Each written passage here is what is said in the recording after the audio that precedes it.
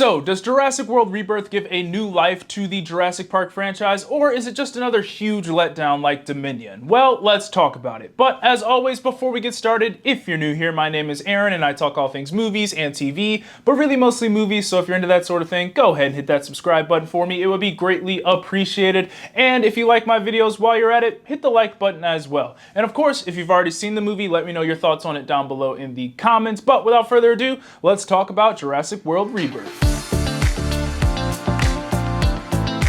Now, the last two movies in this franchise have not been the best, with Fallen Kingdom and Dominion, and in my opinion, those are the two worst in this franchise. So when I heard that they were making this movie, I was excited because I was like, maybe this will be a return to form for this franchise and we can finally get back to what made that first one so great in everyone's eyes. And to that, I will say that this movie does that, kind of. This movie definitely has its highs, but it also has its lows, and I think at the end of the day, this movie will just kind of fall in the middle of the pack for me. But in Jurassic World Rebirth, we follow Scarlett Johansson's character and a team of others who venture to a dangerous island full of mutated dinosaurs where they must retrieve dinosaur DNA in order to create a potentially life-saving medical treatment for humans. Jumping right into the good, and the first thing I have here is, well, this is a Jurassic Park movie, so pretty much everything to do with the dinosaurs in this movie was awesome. And if you're going to this movie just wanting to see dinosaurs, then you're going to have a great time with this thing, because every time dinosaurs were on screen in this thing, this movie was at its best. Every one of those scenes was a blast to watch, and you could really see that director Gareth was really trying to recapture what made that first movie so great, and that was the magic and the wonder that these dinosaurs created. He was able to nail that sense of scale and just pure spectacle that these dinosaurs had and what they looked like from a human perspective. And on a side note, visually, this is one of the best looking Jurassic Park movies out there. The colors were vibrant and you really felt how grand this island of dinosaurs was. Then when you add on that classic Jurassic Park score, you really do feel just a teeny bit of that magic and wonder that made that original Jurassic Park movie so special. But on top of capturing the beauty of these dinos, they also captured how terrifying they could be as well. And I really enjoyed when this movie leaned into those horror elements during some of these dinosaur scenes, because not only did it feel like they were returning to their roots,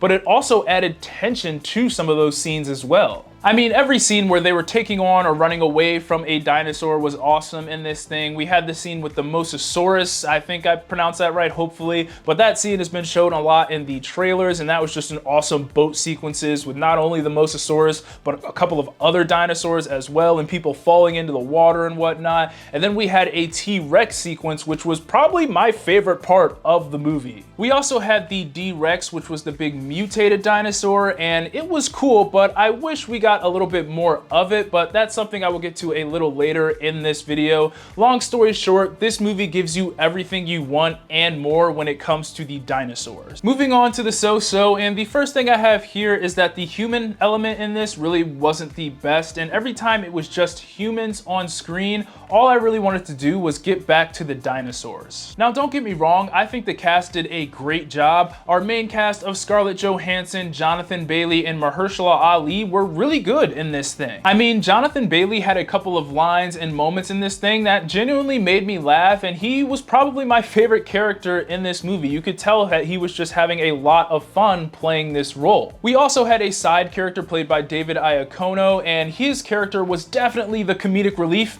in this movie, and I'll be honest, all of his jokes were super corny in this, but it was hard not to laugh at him, and by the end of this movie, I was really enjoying his character. But as good as this cast was, I don't think this script really did them any favors, because the characters they played just weren't intriguing at all. And I think that stems from the fact that this movie probably just had way too many characters in it, so it just didn't have time to really make any of their characters intriguing. We had our main group of Scarlett Johansson, Jonathan Bailey, and Mahershala Ali, who were going after the dino samples, but then we also had this other group who was just kind of a random family, and this was the group that David Iacono's character was a part of, because because he was the boyfriend of the daughter of that family, and they were cutting back and forth between those two groups, which I really wasn't a big fan of, because even though that second group was a bunch of likable characters, I just felt like they were kind of pointless to the story. I would have preferred just to focus on that main group and get to know those characters and explore their dynamic, because in turn I think it would have made those characters more intriguing. But instead we're jumping in between these two separate groups, and that just kind of made this movie feel overstuffed at times. So I just think if they just would have cut down on the amount of characters in this thing, it would have gave them a little bit more time to focus on our main cast, and it would have made for a better human element and more intriguing characters in this thing, because you have a very talented cast in this movie who can do some great things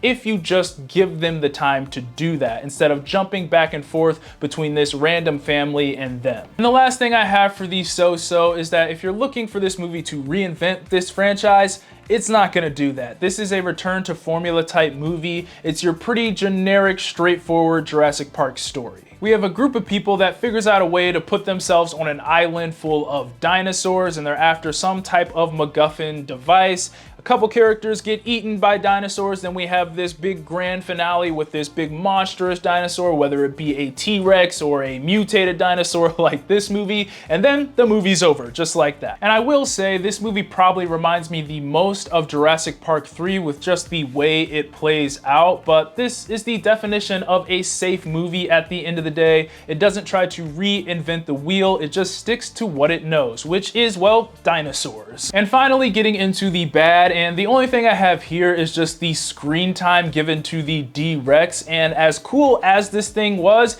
it just wasn't in this movie all that much. I mean, for the first 2/3 of this thing, this dinosaur was pretty much non-existent until the third act, and then even in the third act, we really don't get all that much of him there either. Usually this wouldn't be that big of a deal to me, but considering that this movie's main selling point was this mutant D-Rex as the main villain, I was a little disappointed after watching this movie and seeing that he really didn't show up all that much until the very end of this thing. And in my opinion, that kind of sucks, because this thing looked terrifying on screen, and with this movie really playing into and using horror elements in those other dinosaur sequences, I would have loved to see the D-Rex in a couple of more of those horror sequences in this movie. I just think it was a little bit of a missed opportunity to not do more in the horror aspect of this film with something that looks like it was pulled straight out of a horror movie. But for my final thoughts, yes, I had fun with this movie. It definitely has its highs with the dinosaurs, and it recaptures a little bit of that magic and wonder from the original,